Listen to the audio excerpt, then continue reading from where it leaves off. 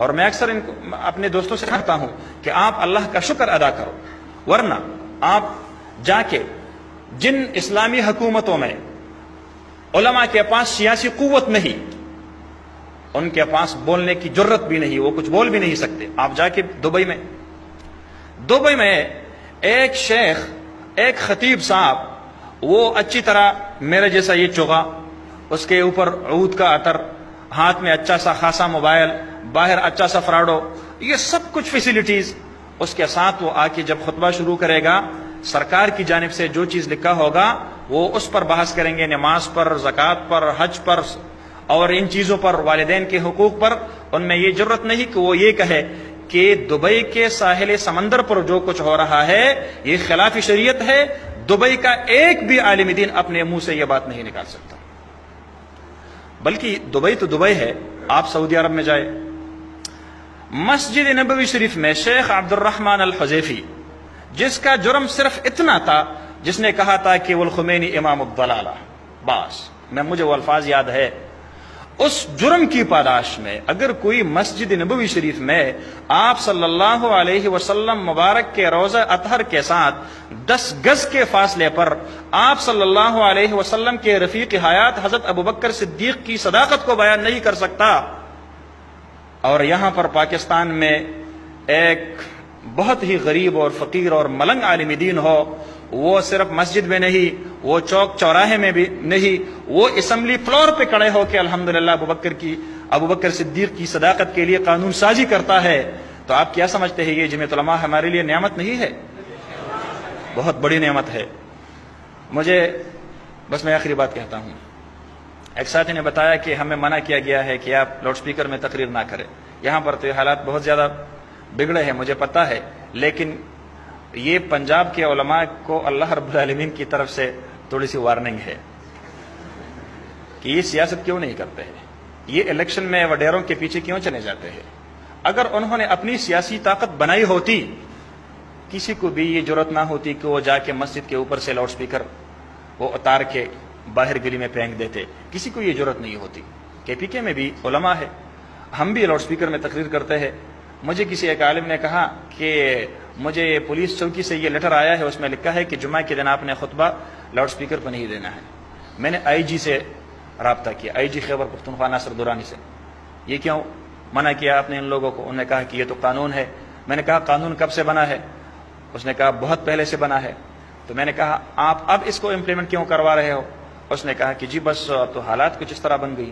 میں نے کہا ایمپلیفائر ایکٹ میں یہ لکھا ہے کہ لوگوں کو ڈسٹرب کروانے کے لیے ایمپلیفائر کا استعمال نہیں کیا جائے گا، تو قرآن و سنت سننے سے لوگ زیادہ ڈسٹرب ہو جاتے ہیں، یا جو میوزیکل شوز لوگ لگاتے ہیں، میوزیکل کنسرٹ لوگ لگاتے ہیں، ایک گھر میں غم اور وہاں پر لاش پڑی ہوتی ہے اور سامنے سے جو گاڑی گزر رہی ہوتی ہے تو اونچی آواز سے اس میں ایمپلیفائر لگا ہوتا ہے، اس پر آپ پابندی کیوں نہیں لگاتے؟ کیا اس سے لوگ ڈسٹرب نہیں ہوتے؟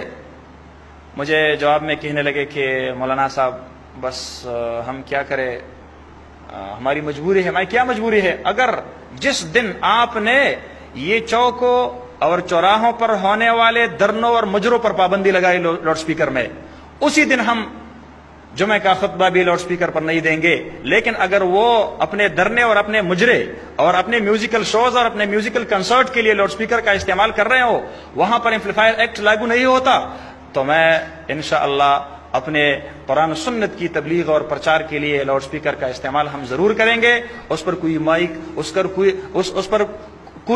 مائک کا لال بھی پابندی نہیں لگا سکتا۔ اور میں نے اس کو یہ بھی کہا کہ آپ خامخواہ زور لگاتے ہیں۔ اس نے کہا کہ جی ہمیں اوپر سے حکم ملا ہے۔ میں نے کہا آپ کو جس اوپر سے حکم ملا ہے، ہمیں اس سے بھی اوپر سے حکم ملا ہے، بلغ ما انزل الیک، بلغ ما انزل الیک۔ اللہ رب العالمین کے دین کو پہنچانا یہ آپ صلی اللہ علیہ وسلم مبارک کی ذمہ داری تھی، اور اس کے بعد آپ کے ورثاء خلفاء جانشین علماء کی ذمہ داری ہے۔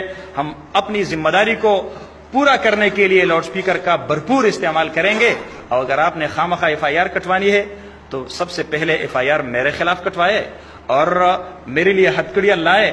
میں ہتھکڑیوں کو ویسے ہاتھ کو نہیں لگاتا، میں اس کو چوم کر اپنے ہاتھوں میں لگاؤں گا اور فخر کرتے ہوئے میں جیل میں داخل ہو جاؤں گا کہ کوئی 302 میں آیا ہے اور کوئی چوری میں آیا ہے، کوئی ڈاکے میں آیا ہے، اور میں قرآن و حدیث کی دعوت کو لاؤڈ سپیکر پر عام کرنے کی جرم میں آیا ہوں، میرے لیے سعادت کی بات ہوگی۔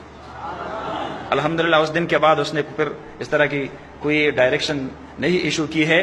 تو جہاں پر آپ کی سیاسی قوت مضبوط ہوگی، آپ کے ادارے محفوظ ہوں گے، آپ کے علماء محفوظ ہوں گے، آپ کی تبلیغی جماعت محفوظ ہوگی۔ اللہ رب العالمین جمعیت علماء اسلام کو دن دگنی رات چگنی ترقی نصیب فرمائے۔ اللہ رب العالمین ہمارے اکابرین کی جو سرپرستی، ان کی جو سایہ شفقت ہے، وہ تادیر ہمارے سروں کے اوپر رکھے۔ میں حضرت کے سامنے اتنی ساری باتیں کہنے کہ میں معذرت چاہتا ہوں، اگر کوئی غلطی ہوئی ہو تو میں معافی چاہتا ہوں، اور حضرت دعا فرمائیں گے، پھر انشاءاللہ ہم آپ سے رخصت لیں گے۔ جزاکم اللہ۔